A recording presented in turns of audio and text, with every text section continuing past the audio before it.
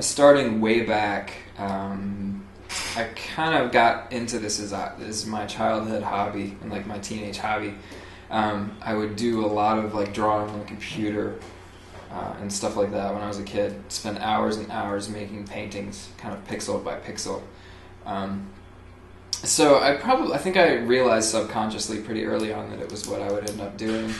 I also did a lot of animation. I messed around a lot with that. With early versions of Flash, I would download demos and make cool stuff on my computer. So that was fun.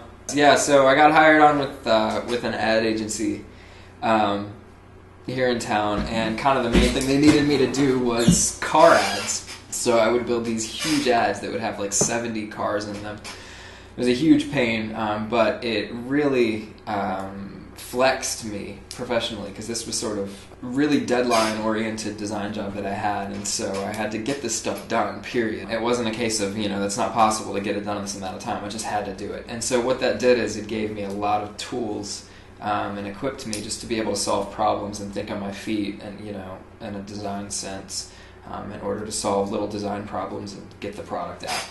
So during the course of that job, I just developed a huge breadth of experience.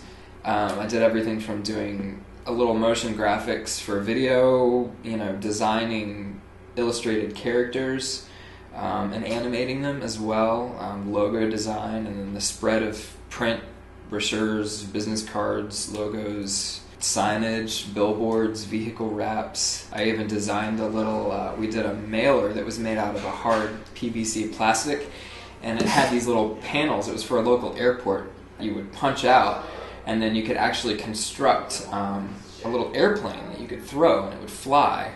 And it was for this new service that our local airport was launching, and it was definitely a lot of fun to work on. But yeah, websites, of course. I